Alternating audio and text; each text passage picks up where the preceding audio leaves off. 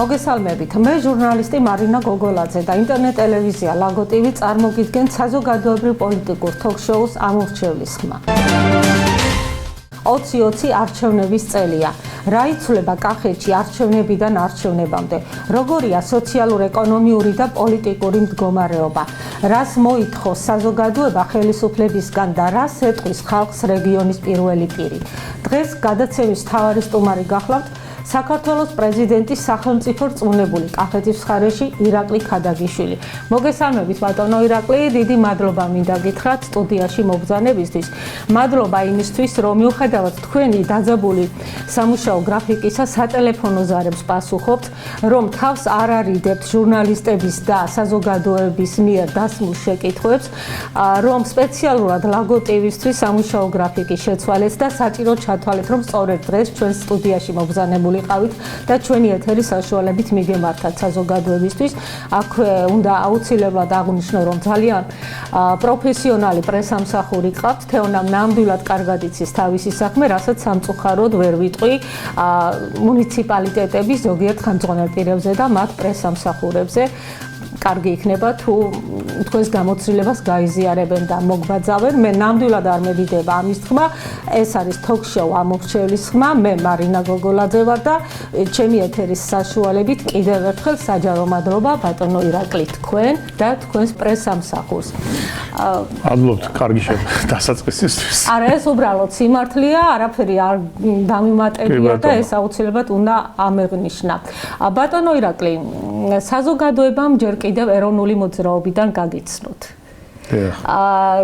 როგორი იყო მაშინდელი საქართველო და როგორია დღეს? ანუ რითი განსხვავდება? მაშინდელი საქართველო იყო გეტყვით ეროვნული მოძრაობის დროს უფრო მდიდარი და იყო უფრო შეკრული და მომავლის ენთუზიაზმით და იმედით უფრო მეტად გამშვალული. დღევანდელი საქართველო არის, მე თუ მკითხავთ, არც თუ ისე ღარიბი, ყოველ შემთხვევაში კახეთის მაგალითზე, მაგრამ უფრო დაგსაქსული და ჩვენ ქვეყანაში კარგ ტონად კვიდრდება ყველაზე და ყველაფერზე წუწუნი.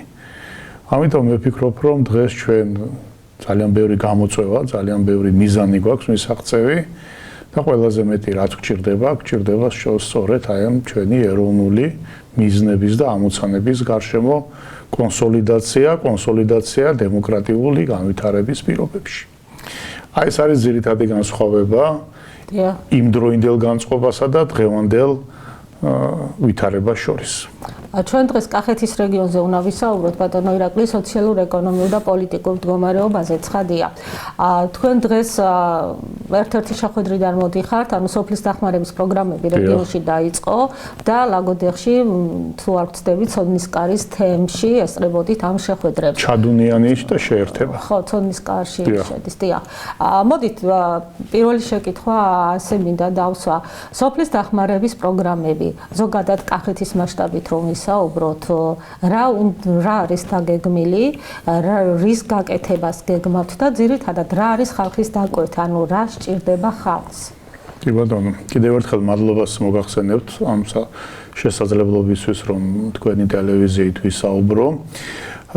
მე ვიტყვი იმას, რომ სოფლის დახმარების პროგრამა არის ერთი მცირე კომპონენტი იმ ინფრასტრუქტურულ პროგრამაში, რასაც მუნიციპალიტეტებში და რეგიონში ზოგადად მთელ საქართველოში და კონკრეტულად თქვათ ახლა ლაგოდეხში და კახეთის მხარეში ახორციელებს სახელმწიფო. დაახლოებით რომ თქვათ 2019 წლის მაგალითით რო ავიღოთ, იმიტომ უკვე გამვლილი წელი არის და შეჯამებები გაკეთებული არის, კახეთის რეგიონში დაახლოებით ის თანხები, რაც უშუალოდ მუნიციპალიტეტებმა, რვავე მუნიციპალიტეტმა დაამენეჯმენტა ინფრასტრუქტურული განვითარების კუთხით შეადგენდა დაახლოებით 90 მილიონ ლარს. ანუ მე როდესაც 4 წლის თითქმის 3 წელიწადი და რამოდენიმე თვის წინ დავინიშნე კახეთში ამ პოზიციაზე, მაშინ იმასთან შედარებით სამჯერ არის და კიდევ უფრო მეტად გაზრდილი აი ეს თანხები, რომელიც ვიმეორებ იხარჯება მხოლოდ და მხოლოდ მუნიციპალიტეტების მიერ. ანუ ეს თანხა გამოყოფილი არის იმისთვის, რომ მუნიციპალიტეტებმა თვითონ დახარჯონ თავიანთი საჭიროებებიდან გამომდინარე. და რამოდენიმე პროგრამისგან შედგება, ცოტა რომ ავხსნა შინაარსობრივად რა არის. ერთი ეს არის რეგიონალური განვითარების თვის გამოყოფილი თანხები, რეგფონდი, ეს ეგრეთ წოდებული. მაგალითად, ლაგოდეხის მუნიციპალიტეტისთვის შარშან ეს თანხა იყო დაახლოებით 5 მილიონ ლარამდე. ამ თანხებით ძირითადად კეთდებოდა ისეთი თემები, როგორიც არის გზების მოწესრიგება, როგორიც არის ბაღების რემონტი, გარე განათებების მოწყობა, ხიდების, რომელიც ადგილობრივი მნიშვნელობის არის, ესეთი ხიდების და გაბიონების მოწყობა და ასე შემდეგ. ამავდროულად ცალკე თანხები იყო გამოყოფილი სტიქიის პრევენციის მიმართულებით, რომ თქვათ იგივე ლაგოდეხში ძალიან აქტუალურია ჭარბწყლიანობის გამო, რომ მთელი რიგი, ასე თქვათ, გამაგრებითი და გაწმენდითი სამუშაოები ჩატარებული იყო.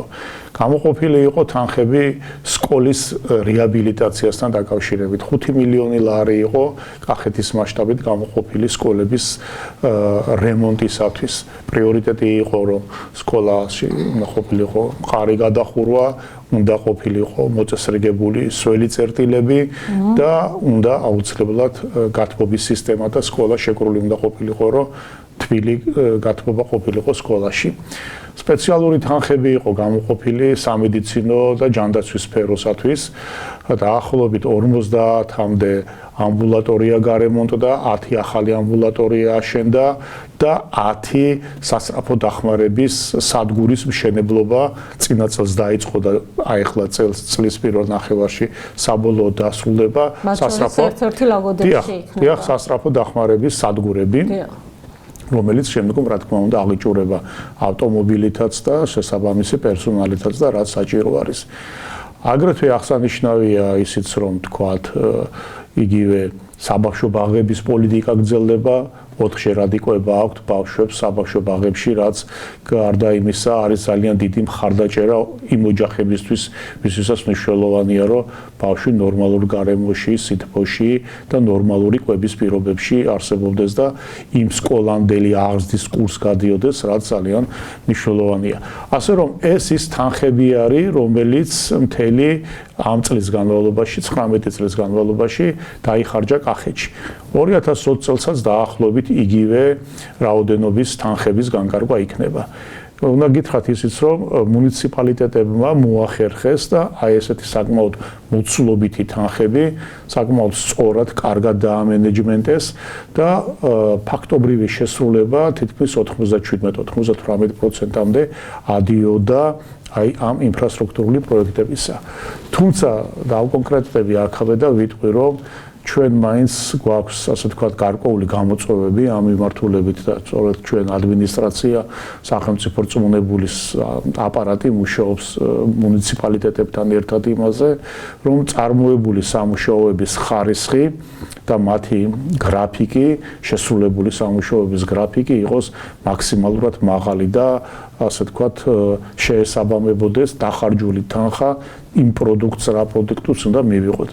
ამ კუთხით ვიმეორებ, რომ ჩვენ გვჩება გამოწვევები, ეს არ არის მხოლოდ ასე ვთქვათ მართლობითი ორგანოს გამოწვევა, ეს არის იმ სამშენებლო კომპანიებისთვისაც გამოწვევა, რომლებიც ტენდერის შედეგად გამარჯვებულები არიან და შემდეგ ამ სხვადასხვა ტიპის სამუშაოებს ასრულებენ და ჩვენ მუდმივი ასე ვთქვათ მონიტორინგი გვაქვს, დაქირავებული ყავს თითოეულ მუნიციპალიტეტს გარე მონიტორი, ანუ დამკვეთი არის მუნიციპალიტეტი, თანხა არის სახელმწიფო თანხა, ასრულებს ტენდერში გამარჯვებული კომპანია ყველა სამუშაოებს და აგრეთვე ტენდერში გამოავლინა ყველა მუნიციპალიტეტმა ზედამხედველი კომპანია, რომელმაც უნდა გაუწიოს სწორედ სამშენებლო და საპროექტო სამუშაოებს მონიტორინგი, რომ ეს არის ძალიან სპეციფიური პროფესიული ცოდნის ითხოვს ეს სამუშაო, რომ ამ მონიტორინგმა დაადგინოს, რომ რამდენად შეესაბამება შესრულებული სამუშაოები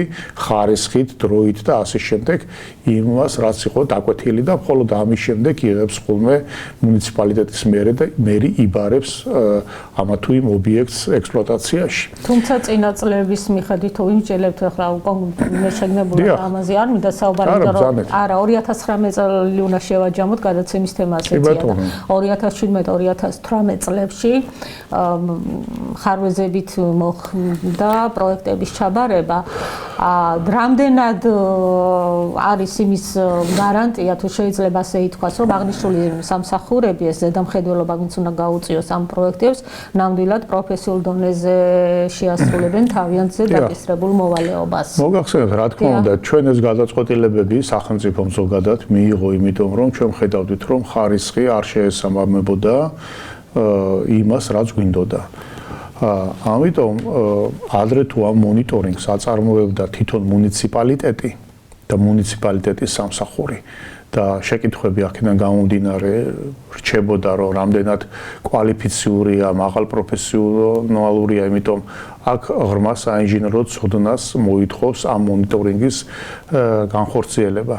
სწორედ ამიტომ იქნა მიღებული ეს გადაწყვეტილება და მე მიმაჩნია, რომ ეს არის სწორი გადაწყვეტილება აბსოლუტურად, როდესაც ცალკე იქნა გამოტანილი როგორც სერვისი, ისე შეისყიდა მუნიციპალიტეტებმა, ყველა მუნიციპალიტეტმა გარე მონიტორინგი.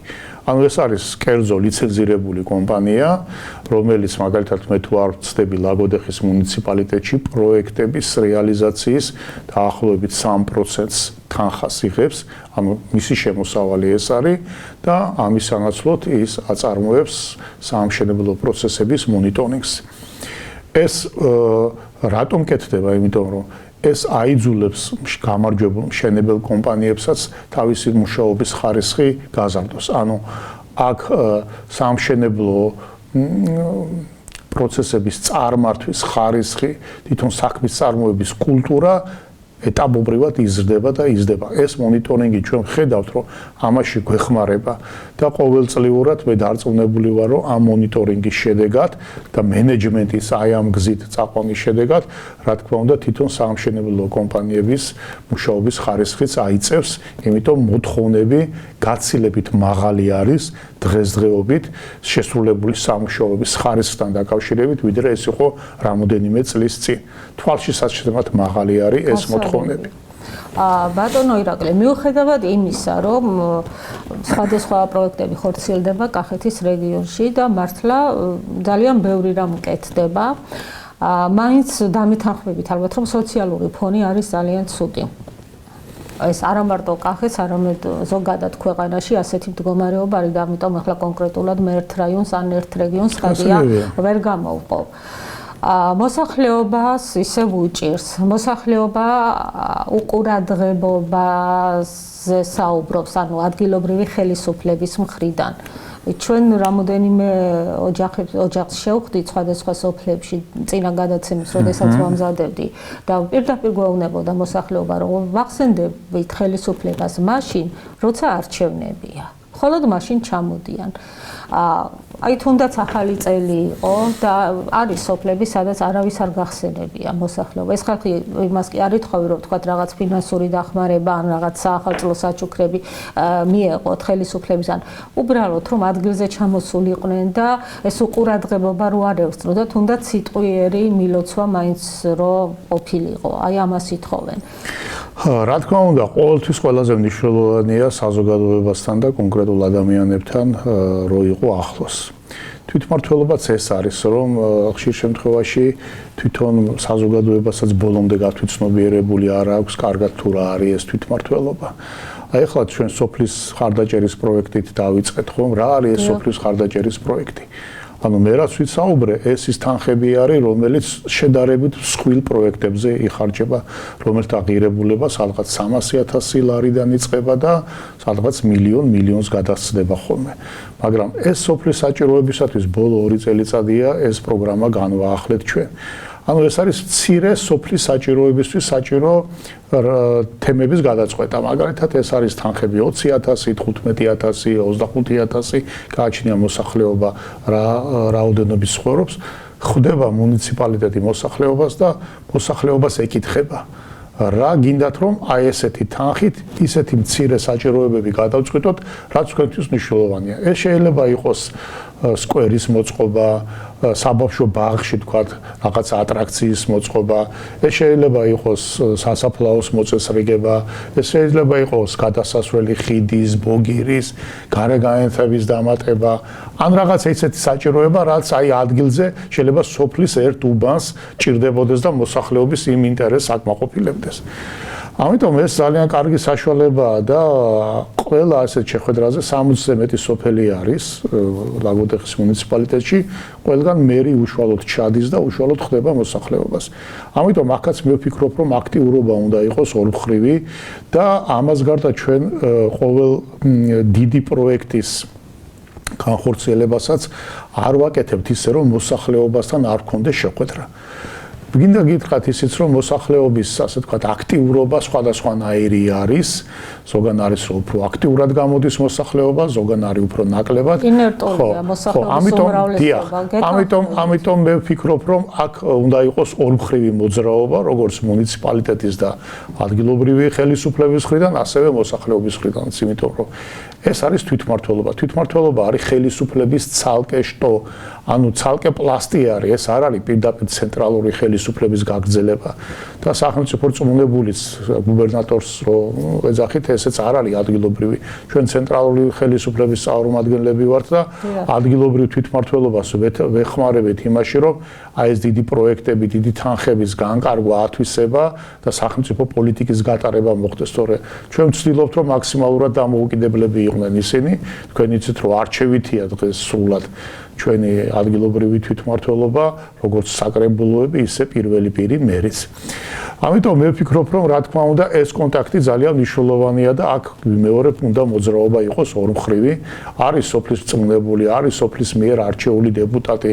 ამიტომ აი ეს კავშირი აქ ძალიან დიდ მნიშვნელობას ანიჭებს. რაც შეეხება თქვა სოციალურ თემას, ეხლა ზოგადად სახელმწიფოს გააჩნია თავის სოციალური პაკეტი, რომელიც ცენტრალური ხელისუფლებიდან მომდინარეობს. თქვენ იცით, რომ გაიზარდა პენსიები, იზრდება საპენსიო უზრუნველყოფა.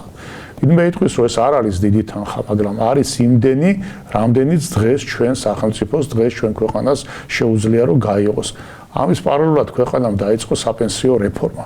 ეს რეფორმა არის აუცილებელი, იმიტომ რომ რეალურად ის სისტემა, რომელიც სისტემითაც ჩვენ გქონდა ქვეყანას, ეს იყო საბჭოთა კავშირიდან დარჩენილი გადმონაშთი, რომელიც სოფლიოს არც ერთ ცივილიზებულ ქვეყანაში ესეთი სისტემა არ მუშაობს. უბრალოდ ამას ჩვენ ახლა ვერ მოვშლიდით, მაგრამ იმისათვის, რომ ახალგაზრდა თაობა, მომავალმა თაობა მიიღოს ნორმალური პენსია და არა ისეთი, რომელიც დღეს არის და რომელიც არ არის რეალურად, რა თქმა უნდა, ბოლომდე საკმარისი, მაგრამ მიიღოს ნორმალური პენსია, სწორედ ეს სოფლიოში აპრობირებული დაგროვებითი საპენსიო სისტემა დაინერგა საქართველოში.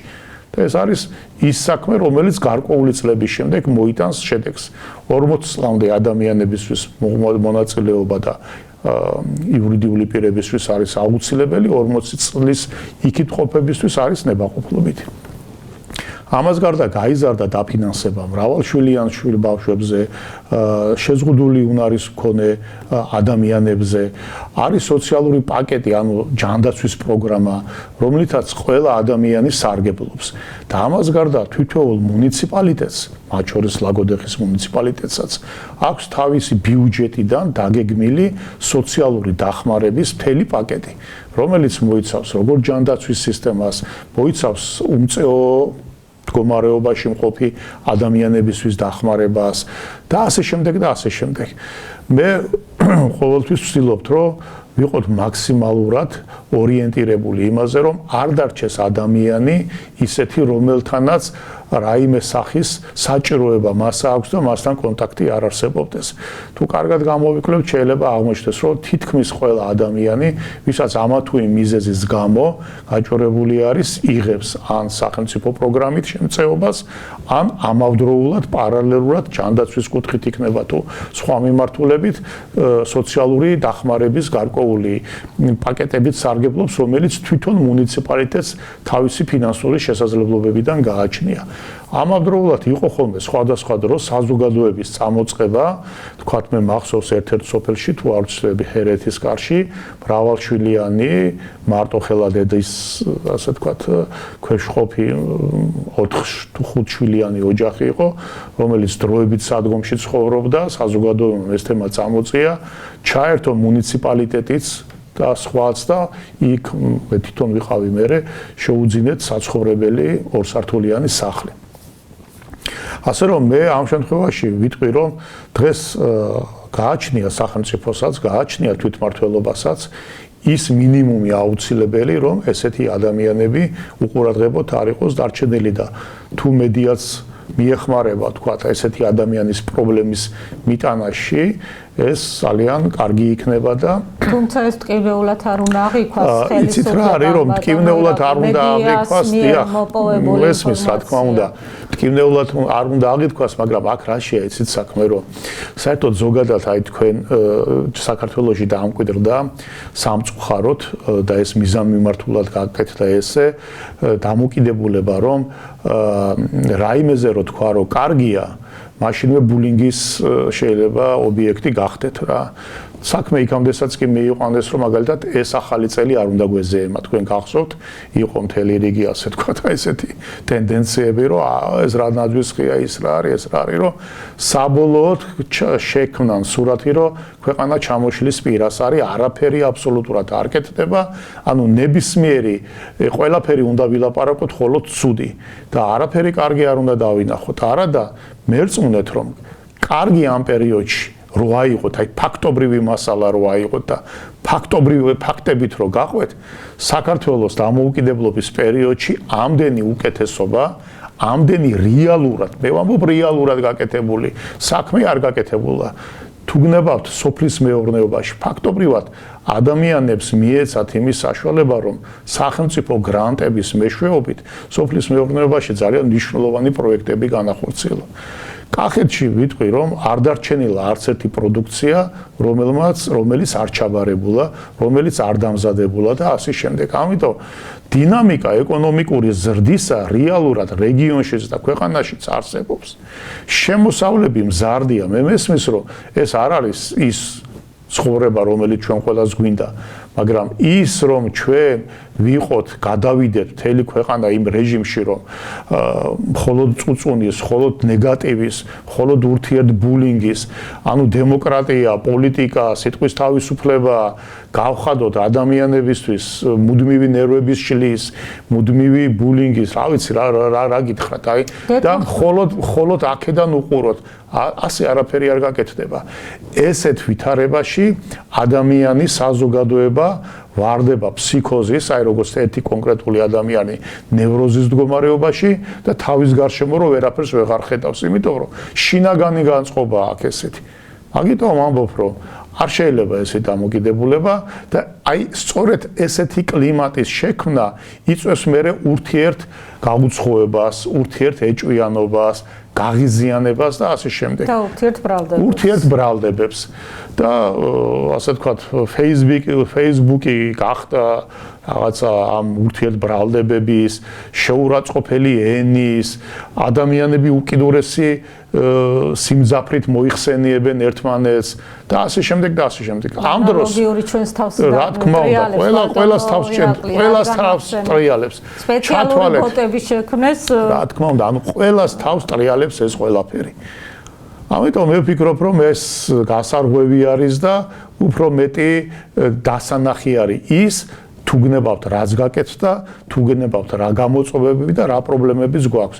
არ არსებობს დღეს ქვეყანა მსოფლიოში, რომელსაც თავისი გამოწვევა, თავისი პრობლემა არ კონდეს. ჩვენ უყურებთ, ხო? ეს ყველაფერი ღია, ყველაზე უფრო განვითარებული ქვეყნებიც კი ძალიან დიდი გამოწვევების წინაშე დგანან. ბუნებრივია ამ გამოწვევების წინაშე ჩვენი ფორმით და ჩვენი დოზით ჩვენი ქვეყანაც დგას, მაგრამ ეს იმას არ ნიშნავს, რომ კეთდება უამრავი რამ. და თვითონ დამოკიდებულება ძალადობა მოსახლეობაზე არ არის, ძალადობა ბიზნესზე არ არის და ასე შემდეგ და ასე შემდეგ. მედია ამდენს რა თქმა უნდა, აბსოლუტურად დღეს ნებისმიერ თემაზე ნებისმიერ პიროვნებაზე, ნებისმიერ საკითხზე ყველა ინფორმაცია აბსოლუტურად ღიაა. დაცული და დამალული დაცულს მე ვამბობ დამალვის კუთხით აქ დღეს არაფერი აბსოლუტურად არ არის. ნებისმიერი საჯარო ინფორმაცია ხელმისაწვდომია. იგივე მაგალითად ლაგოდეხთან მიმართებაში რო ვილაპარაკოთ, ეხლა აი გეგმება 650 ჰექტარზე თხილის პლანტაციების გაშენება, რომელსაც მოყვება გადამამუშავებელი სიმძლავრის შექმნა. ეს ხო სამუშაო ადგილები არის. მაგალითად იგივე ლაგოდეხის ნაკრძალში კენწეროების ბილიკი აშენდება. წლევანდელ წელს დაიწყება უკვე კონკრეტულად ამ პროექტის განხორციელება, რაც ლაგოდეხის ისედაც მიმზიდველობას 1-2-3 გაზდის და გაათმაგებს. მე ამავ დროს მინდა აღვნიშნო ის, რომ ეს 90 მილიონი მე თქვი ის თანხა, რომელსაც მუნიციპალიტეტები ამენეჯმენტებენ, მაგრამ არის უამრავი პროექტები, რომელსაც უშუალოდ კონკრეტულად ცენტრალური ხელისუფლება ასრულებს ჩვენ რეგიონებში. აი თქვათ იგივე კენწეროების თემა, იგივე თქვათ ახალი დიდი სკოლების მშენებლობა. ლაგოდეხში ორი სკოლა, ერთი ჰერეთის კარში, ერთი ნინიგორში დასრულდა სხვილის რეაბილიტაცია და კაბალში აშენდება კიდე ერთი დიდი სკოლა. ესევე მთელი კახეთის მასშტაბით იგივე კომპანიონი და უპატრონო ცხოველების უპატრონო ძაღლებისთვის, ხო, გურჯაანში მთელი მუნიციპალიტეტისთვის შენდება ესა. იგივე ვთქვათ, უამრავი ინფრასტრუქტურული პროექტი კეთდება რეგიონში, რომელიც რეგიონის ტურისტული პოტენციალის გაზდას ემსახურება. თელავის ხელახალი რეაბილიტაციის მეორე ტალღა იქნება. იგივე ვთქვათ, სოფელ ველისციხის ისტორიული უბნის რეაბილიტაცია არის. იგივე შეიძლება ითქვას, რომ ჭერემის ისტორიული გზის ხელახლა მშენებლობა. ანუ ისეთი პროექტები კეთდება, რომელიც რამოდენიმე ათეულ მილიონ ლარს შეადგენს და არასდროს ესეთი რამეები არ გაკეთებულა. ამიტომ ამავდროულად 2021 წელს უკვე დაიწყება მშენებლობა ახალი ფართო ზოლიანი გზისა თბილისიდან კახეთის მიმართულებით. ეს ისეთი მსხვილი ინდუსტრიული პროექტებია, რომელიც მთლიანად ცვლის კახეთში აი ამ გარემოს. მე გეტყვით იმასაც, რომ სოფლის მეურნეობის განვითარებასთან ერთად მოგეხსენება ტურიზმი, რომელიც ერთ-ერთი ძალიან მნიშვნელოვანი ეკონომიკურ ფაქტორად და სექტორად ყალიბდება კახეთში. ბრენდული სასტუმროები გვაქვს უკვე კახეთში და კიდე ორი ახალი ბრენდული სასტუმრო შენდება. ბრენდული სასტუმრო ეს ნიშნავს, რომ ეს არ არის უბრალოდ სასტუმრო, ეს არის საერთაშორისო ქსელში ჩართული უკვე სასტუმრო, სადაც ტურისტების შემოდინება იქნება. ფაქტობრივად ყოველწლიურად სუმცირე 3-4 სხვადასხვა ტიპის შატო და სასტუმრო შედის კახეთში ექსპლუატაციაში და მწყობში. ანუ კერძო ინვესტიციები და ძირითადად ეს ინვესტიციები თან საინტერესო არის იმით, რომ არის ქართველი საქართველოს მოქალაქეების მიერ განხორციელებული ინვესტიციები. მე ჩვენს მაყურებელს მინდა შევახსენო, რომ ეს არის თოქ-შოუ ამორჩევის ხმა და დღევანდელი გადაცემის სტუმარი გახლავთ საქართველოს პრეზიდენტის სახელმწიფო რწმუნებული კახეთის მხარეში ბატონი ირაკლი ქადაგიშვილი. ბატონო ირაკლი, პატარა შესწორება, სახელმწიფო რწმუნებული ქვია, იმიტომ დღეს კონსტიტუციის შეცვლის შემდეგ მთავრობა არის მთავარი. არა, ამას გადამწყვეტი მნიშვნელობა უბრალოდ. ბატონო, მიღებულია. ისევ პრობლემებს მინდა შევეხო.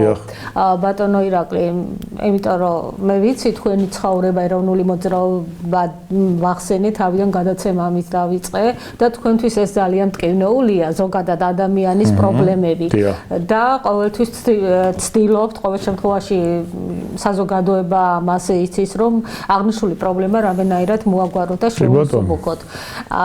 მაინც მინდა ვკითხოთ, ანუ ზოგადად კახეთის 8 რაიონს მუნიციპალიტეტს რო შევეხოთ, თითოეულ იქნებ დაგვისახელოთ თითოეული მუნიციპალიტეტიდან ის პრობლემები, რომლის მოგვარებაც გინდოდათ 2019 წელს და რაღაც გარკვეული მიზეზების გამო ან ვერ მოგვარდა, ან 2020-ში გადმოიწია. კი ბატონო.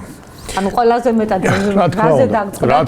რა თქმა უნდა, თქვათ, აი ის პროგრამები, რომელიც ახლა რაღაც ნაწილი ჩამოვთვალეთ აქ და მუშაობს, ეს როიტყვენ უკვე შეუგზავადი ხასიათის არის, მიმდინარეობს, მაგრამ ყველაზე დიდი გამოწვევა, რაც ზოგადად კახეთს დღეს გააჩნია, ეს არის წყლის პრობლემა.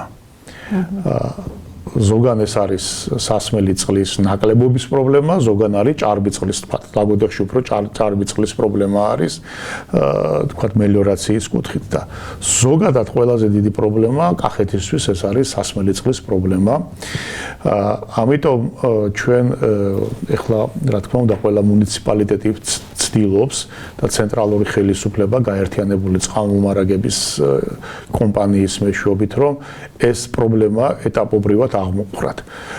მე ვფიქრობ, რომ გაცილებით მეტი ძალისხმევა იქნება აქ ჩასადები, როგორც ფინანსური, ასევე საინჟინრო თვალსაზრისით, რომ ეტაპობრივად რამოდენიმე წლის განმავლობაში კახეთში ეს პრობლემა აღმოფხვრათ. მით უმეტეს, ეგრეთ წოდებული კლიმატის ცვლილების ფონზე კიდევ და უფრო მეტად აქტუალური ხდება სასმელი წყლის და ამავდროულად ეკონომიკისათვის ცალკე სარწყავი წყლის საკითხი. ამიტომ აი მოკლედ თუ შეიძლება ითქვას, ყველაზე უფრო წვეტიან, ყველაზე უფრო მსხვილ და ყველაზე უფრო მნიშვნელოვან პრობლემად მე მიმაჩნია სწორედ სასმელი წყლის პრობლემა და აგრეთვე სარწყავი სამელიორაციო წყლის თემა. ლაგოდეხში შეგაწყვეტინეთ პატიეთ ბატონო ირაკლი, ლაგოდეხში სასმელი წყლის პრობლემა ისევ აქილევსის ქუსლად იქცა.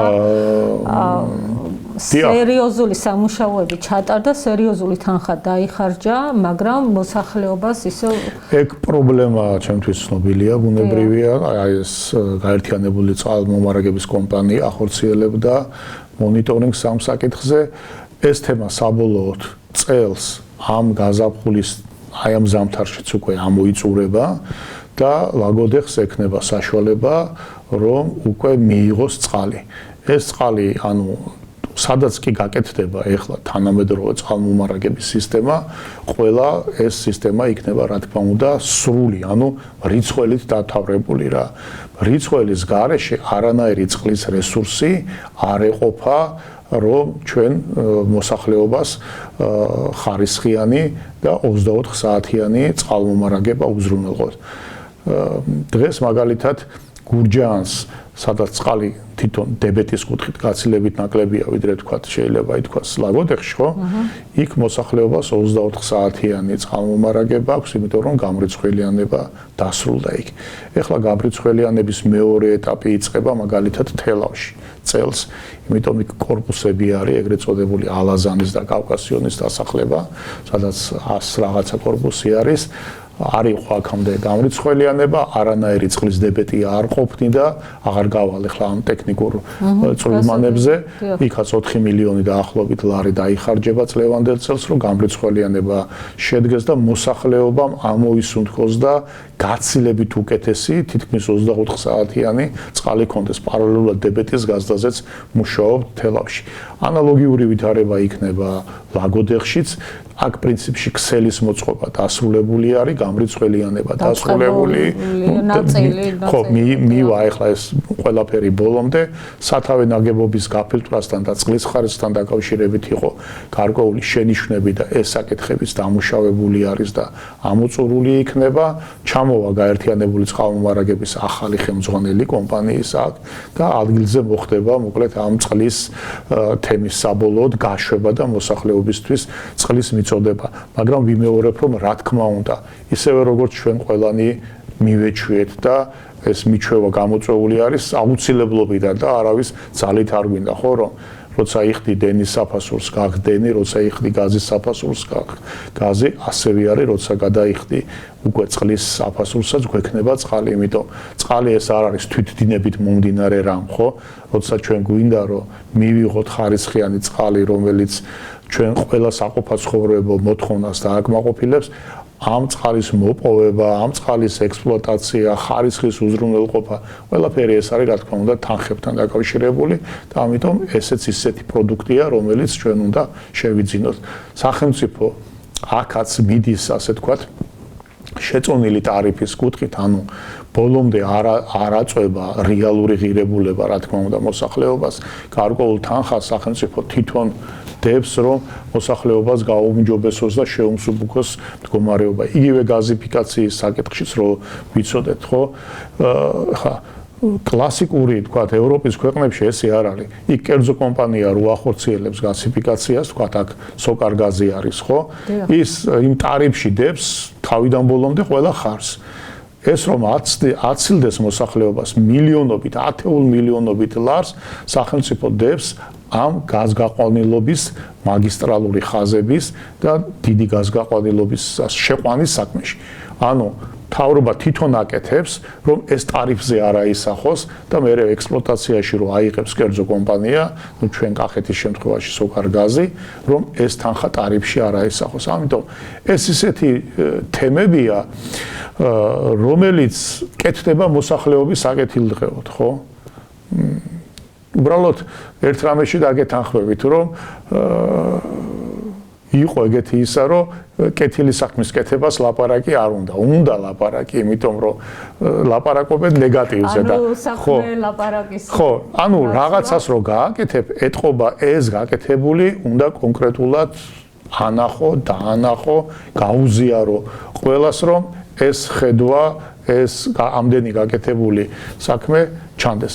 ვიმეორებ ოცნების ხელისუფლება პიარში მოისუსტებს. ვიმეორებ, ახლა მე პიარის არა, პირადად თქვენზე არ ვიძახი. პიარის შემფასებელი მე ვიტყვი. არა, პირადად თქვენზე არ ვიძახი. წინა ხელისუფლებისგან განსხვავებით. ნუ აქ იყო ესეთი ის, რომ თვითონ ბატონი ბიძინა ივანიშვილი, რომელიც ათეული წლების განმავლობაში აბსოლუტურად უანგაროდ ხარჯავდა და აკეთებდა და აკეთებს დღესაც უამრავ პროექტს, აი რომ გადახედოთ და ბევრ რამეს რო თითი დაადოთ, აღმოჩნდება რომ უანგაროდ გაკეთებული არის მისი ის თვლიდა რომ რაც საზოგადოებისთვის არ არის ხო რომ სიკეთეს თუ აკეთებ ამაზე არ უნდა ილაპარაკო მარჯვენა ხელმა არ უნდა იცოდეს მარცხენა ხელი რას აკეთებს ხო ესე წერია სახარებაში ამიტომ ამ პრინციპის გადმოტანა თანამედროვე პოლიტიკაში არ გამოდის და რა თქმა უნდა ზომიერად მაგრამ საჭირო არის რომ ყველა ის პროექტი რომელიც ხორციელდება მაქსიმალურად უნდა იყოს გაშუქებული ჩვენ ახლა იმდენი პროექტი ხორციელდება ქვეყნის მასშტაბით აი დღეს იყო მუნიციპალური განვითარების ფონდის მიერ გაკეთებული და გაკეთებული საქმეების პრეზენტაცია მე შემიძლია გადმოგიგდოთ თქვა ეს პრეზენტაცია ინფორმაცია და აი გაუცდებით ელემენტარულად რა გაუცდებით თუ ამდენი რამე კეთდება ამ ჩვენ ქვეყანაში ეს აი ერთი პროექტი მუნიციპალური განვითარების ფონდი რასაც აკეთებს მთელი საქართველოს მასშტაბით სიამოვნებით გავეცი. კი ბატონო, აი ბოლო დღეს იყო ამის პრეზენტაცია და მე აქ მოსახლეობასთან შეხვედრის გამო მაინც აქეთ წამოვედი და ჩემი მოადგილე დაესწრო თბილისში იმ პრეზენტაციას რა. ამიტომი მე ამის თქმა რომ რატო საუბრობ ამას? ვიღაცა ახლა იტყვის რომ მოპაექრე არუზის წინ და რასაც უნდა იმას ლაპარაკობსო, მაგრამ ამას საუბრობ მე იმიტომ რომ ჩვენ დავძლიოთ ის ნიჰილიზმის ის გაუცხოების ტენდენცია, რომელიც ფაქტობრივად ჩვენი ცხოვრების ხვედრად გახადეს და ამაზე მიდის, ანუ მთელი აგიტაცია, მთელი პროპაგანდა, მთელი პოლიტიკური ცხოვრების დღის წესრიგი ამაზე არის ლამის აწყობილი და სხვა არაფერზე. ამიტომ მე ვიყენებ ამ საშუალებას და საუბრობ ამ თემებს. გასაგებია, მაგრამ მოსახლეობას ფაქტიურად არ აქვს ინფორმაცია თქვენ როგორც ბრძანეთ, ანუ ნაწილობრივ მიეწოდება მოსახლეობას ინფორმაცია ამა თუ იმ გაკეთებული და განხორციელებული პროექტების შესახებ. ჩვენი მუნიციპალიტეტები, მაგალითად ლაგოდეხის მაგალითზე თუ ვიმსჯელოთ, უფრო ძირითადად Facebook live ჩართვებით შემოიფარგლებიან, ვიდრე ურჩევიათ უფრო ამ კუთხით გააცნონ საზოგადოებას ესა თუ ის ინფორმაცია, ვიდრე ვთქვათ, მედია საშუალებებს მიაწოდონ ინფორმაცია და მედია საშუალებებმა გააშუქონ. მე ძალიან დიდ პატივს ჩვენს მერს ბატონ ჯონ დომდინუშვილს მიუხედავად იმისა, რომ სტუდიაში მოსასვლელად ვერ იცლის, მაგრამ მაინც ყოველთვის ცდილობს რომ ითანამშრომლოს მედიასთან, მაგრამ ბატონ ჯონდოსაც მაგალითად ურჩევია, რომ ლაივ ჩართვებით გააკეთოს ეს ინფორმაცია უფრო გახადოს საჯარო, ვიდრე საბოლოო ჯამში მარტო ლაგოდეხზე არ არის ზოგადად ესეთი ტენდენცია არის. ზოგად ტენდენციაზე ვსაუბრობთ ჩვენ, იმიტომ რომ აი როგორ გითხრათ რა არ მინდა ძალიან ამ მედია და პრესის და საერთოდ ამ თემაში შევიდეთ, ეს არ არის ჩვენი გადაცემის მთავარი თემა, მაგრამ თვითონ ლაგოდეხის მასშტაბიც რო ავიღოთ, თქვათ ეხლა აქ სრულმასშტაბიანი ტელევიზია ვერ შედგება, გასაგებია ხო ტელევიზია სხვა მასშტაბებს ითხოვს და ასე შემდეგ, მაგრამ ალბათ ეს ლაივ ჩარტვებიც იმიტომ არის, რომ არის გარკვეული ასე თქვათ კატეგორია და საკმაოდ დიდი კატეგორია ადამიანების, ვინც Facebook-ს იყენებს როგორც ინფორმაციის მიღების საშუალებას და ხო, და ესეც აუცილებელია და რა თქმა უნდა ტელევიზიასთანაც თანამშრომლობა მცირე არის ეს ტელევიზია დამწყები არის თუ დიდი არის ყოველთვის ყოველთვის საჭირო არის და უბრალოდ აქ ერთი მომენტი არის რა რომ მე ვფიქრობ მე კრიტიკაც უნდა იყოს ობიექტური. რა თქმა უნდა. აი ეს არის ყველაზე მთავარი. იმიტომ რომ თავისუფალი სიტყვა ეს ყოველ შემთხვევაში როდესაც ჩვენ ამ თავისუფალი სიტყვისთვის ვიბრძოდით, თავისუფალი სიტყვა ყოველთვის იყო პასუხისგებლიანი სიტყვა, ამას ნიშნავდა და ყოველთვის იყო მართალი ინფორმაციის მიტანა. დღეს ჩვენ ვხედავთ, რომ ეს არ არის მხოლოდ საქართველოში, ეს სოფლიო პრობლემა არის, როდესაც თავისუფალი სიტყვის დეფორმაცია ხდება ხშირ შემთხვევაში და ეგრეთ წოდებული fake news-ი გახდა, ასე ვთქვათ, ამ თავისუფალი სიტყვის პარალელურად განვითარებული რაღაცა სუბკულტურა. რომელსაც ასე ვთქვათ, აი ამ საინფორმაციო სივრცის საკმაოდ დიდი ნაწილი აქვს დაპყრობილი. აქედან გამომდინარე, რა თქმა უნდა, ჩვენ ყველამ უნდა ჩვენი წვლილი შევიტანოთ მედიამაც, საზოგადოებამაც, სამოქალაქო სექტორმაც, ხელისუფლებამ, რომ უფრო მეტად იყოს თავისუფალი სიტყვა რეალურ კრიტიკაზე, რეალურ ინფორმაციაზე დაფუძნებული ვიდრე მანიპულაციაზე, იმიტომ რომ ჩვენ მოგეხსენებათ, რომ საზოგადოებრივი აზრის მანიპულაცია ეს არ არის ახალი თემა და ხშირ შემთხვევაში ძირითადად გადართულები ვართ ხოლმე ამ საზოგადოებრივი აზრის მანიპულირების შედეგების შეფასებაზე რა და არა რეალურ თავისუფალ ინფორმაციის მიღებაზე. ამიტომ უნდა გამოიყენონ ყოველი აი მე მოკლედ მე ჩემი ერთი მოგზალებული კენჭი დავდი ამ დიდ საკაცობრიო საქმეში. ნამდვილად მისასალმებელია და ვიმედოვნებ რომ მოგბაძავენ რეგიონის ხელმძღვანელი პირები მუნიციპალიტეტებს გულისხმობს ხადია. ახალგაზრდობასთან დაკავშირებით მინდა გკითხოთ. აი მე გეტყვით ახალგაზრდობასთან დაკავშირებით ზუსტად 2 დღის წინ ლაგოდეხიდან თქვენს მაჟორიტარ დეპუტატს ბატონ გურამს ჩამოყვანილი ყავდა დაახლოებით 20 თუ 25 ახალგაზრდა იყო თელავში დემოკრატიული ჩართულობის ცენტრში ქონდა შეხვედრა მე ძალიან აი დასიამოვნები მაყოფილი დავრჩი ამ ახალგაზრდებთან ესენი იყვნენ დამამთავრებელი კლასის მოწაფეები გოგოები ბიჭები ძალიან საინტერესო დიალოგი ქონდა ჩვენ ვისაუბრეთ ჩვენი ქვეყნის ისტორიაზე არსებულ ვითარებაზე პოლიტიკურ სისტემაზე პოლიტიკურ პროცესზე და რა თქმა უნდა ვისაუბრეთ ძალიან ბევრი განათლებაზე იმიტომ დღეს მათთვის ეს არის პრიორიტეტული და ჩვენი ქვეყნისთვის არის ეს პრიორიტეტული თქვენ მოგეხსენებათ რომ ბიუჯეტის 25% 2022 წლისთვის ანუ ეხლა ეტაპობრივად ხდება ამის გაზრდა ანუ მთელი ქვეყნის ბიუჯეტის 25% უნდა დაიხარჯოს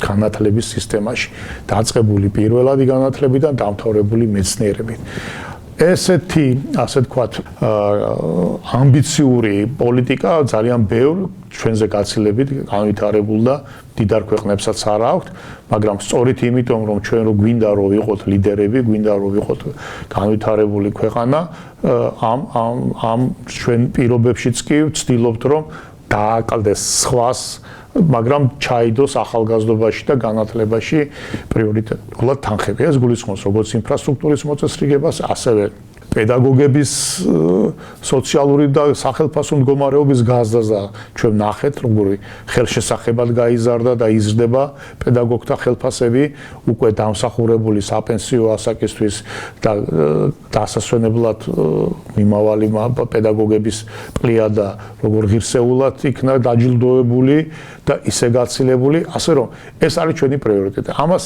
რა თქმა უნდა ხედავს ახალგაზრდობას და რა მინდა ვთქვა. ძალიან მნიშვნელოვანი არის დღეს ჩვენთან ნებისმიერი ბიზნესმენი რო გააჩეროთ და რო კითხოთ რა არის ერთ-ერთი მთავარი პრობლემა რა გექნებათ პასუხი, რაც ფიქრობთ? თავარი პასუხი იქნება ეს, რომ იქნებ სადმე მუშახელი მაშოვნინოთ. კი. ხო, ამიტომ ეს გადაცემაში ისაუბრეს ამაზე. რა თქმა უნდა, ეს რომ ჩვენ ვართ გაჭირვებულები, ის რომ ჩვენ არაფერი არ გვეშველება, კიდევ ვიმეორებ, ეს არის ბანგი. ჩვენი მთავარი დღეს გამოწვევა არის კვალიფიციური მუშახელი. აი ეს არის ჩვენი გამოწვევა. ჩვენ რო ლაპარაკობდით სამშენებლო კომპანიაზე, ხარისხზე, ხო ეს ხო კერძო კომპანიებია. ეს ხო სახელმწიფოსი არ არის. სახელმწიფო ფერების მეც ამ კომპანიებს არაფერს არ უკეთებთ, ის დრო არ არის რომ დაბარებები და გადაბარებები რო ხდებოდა კომპანიების. თავარი პრობლემა არის სწორედ ჩვენი მუშახელი და კვალიფიკაცია. ყველა დონეზე. ამიტომ მე ვფიქრობ, რომ აი იმ ახალგაზრდებთანაც საუბარში ბევრი ქონდა რა, რომ იგივე პროფესიული განათლების მიღება. დღეს ჩვენ დუალური განათლების სისტემაზე გადავდივართ, რომელიც გერმანიაში ბრწყინვალედ მუშაობს. არის კახეთში საშუალებები და ამას ვამატებთ კიდე, რომ პროფესიული განათლება მიიღოს ადამიანმა. მერწმუნეთ, რომ კარგი პროფესიის მქონე ადამიანი გაცილებით უფრო მეტ შემოსავალს ნახულობს, ვიდრე იგივე თქვენი მუნიციპალიტეტის მერი, რომლის ხელფასი შეიძლება დაახლოებით 2000 ლარია და მისი მოადგილის კიდევ უფრო ნაკლები. ამიტომ ვამბობ, რომ მერობა ამ გაგებით მომხიბვლელი არ არის. ამ გაგებით ვამბობ.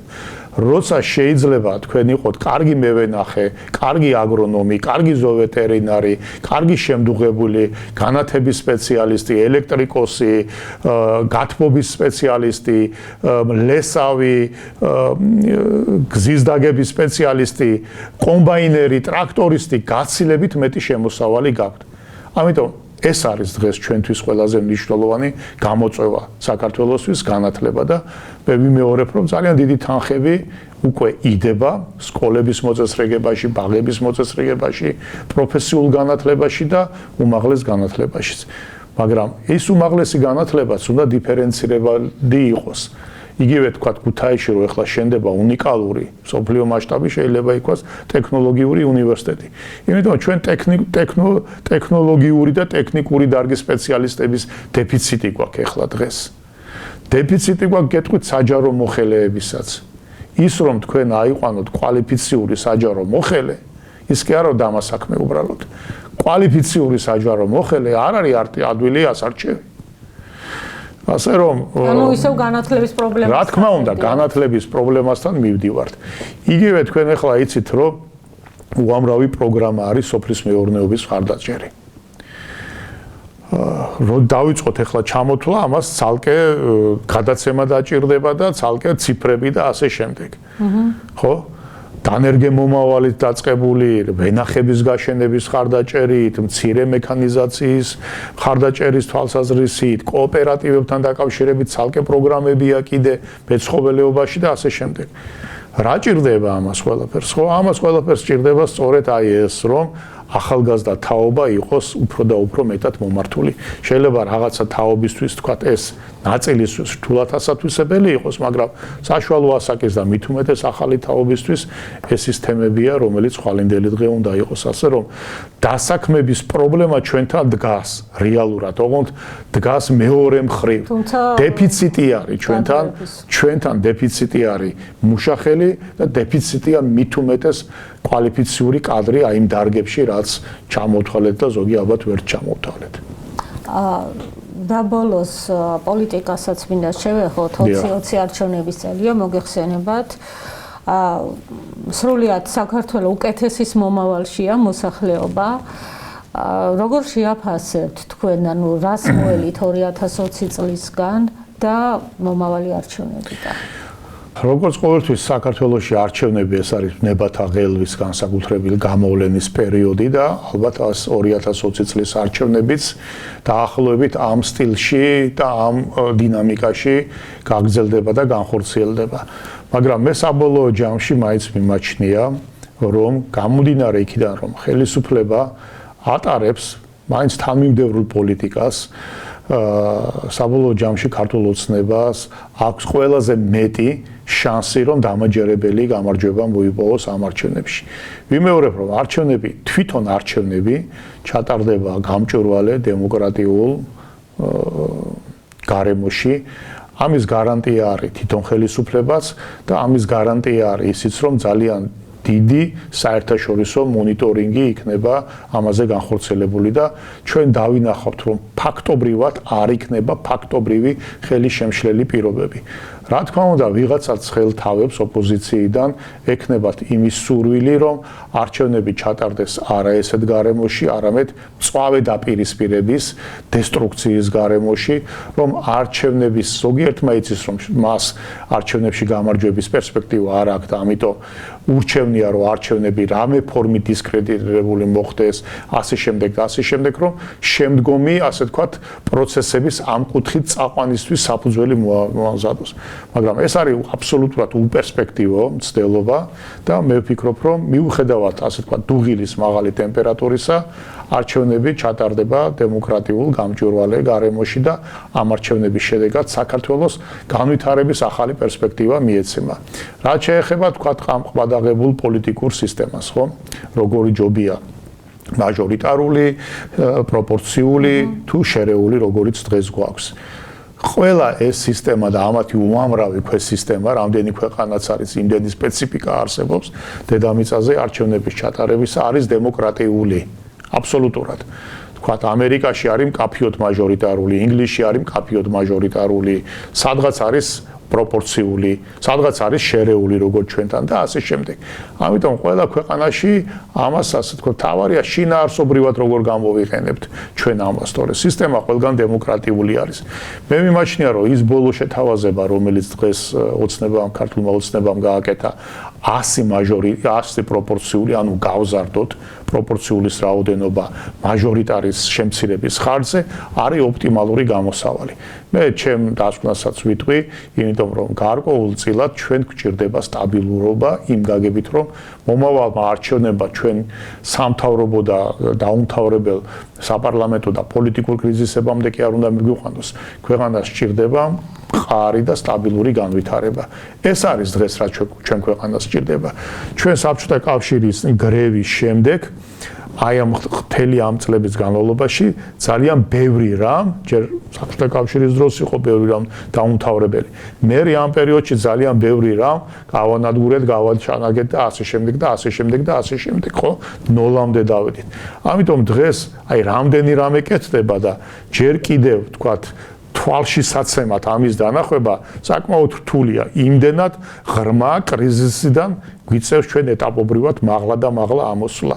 ამიტომ პოლიტიკური სტაბილურობა დღეს გამოხატული აი ამ დემოკრატიული განვითარების პროცესში არის იმის წინაპირობა, რომ გაიზარდოს კიდევ უფრო მეტად მოსახლეობის სოციალურ-ეკონომიკური კეთილდღეობა, რაც საბოლოო მიზანი არის ჩვენი ქვეყნის და ყველა ნორმალური სახელმწიფოს. თქვენ ახლა ლაგოტივის ეთერში ხართ და გადაცემის დასასრულს შეგიძლიათ მიმართოთ კახეთის მოსახლეობას. მე მგონია, რომ 2019 წელი საბოლოო ჯამში ძალიან ნორმალური იყო კახეთისათვის. კახეთის ეკონომიკა ვითარდებოდა, როგორც სოფლის მეურნეობა, ისევე ტურიზმი, ასევე სხვა დარგებიც და მე ღრმად ვარ დარწმუნებული, რომ განვითარების ეს ტემპი 2020 წელსაც შენარჩუნებული იქნება.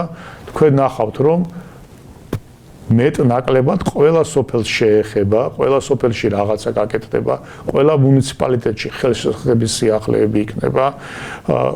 მე ახლა ყველაფერი ვერ ჩამოვთვალე, მოგეხსენებათ, იმიტომ ამას პრეზენტაციის ფორმა ჭირდება, ასე ვთქვათ, რომ დაინახო ყველაფერი ის, რაც კეთდება.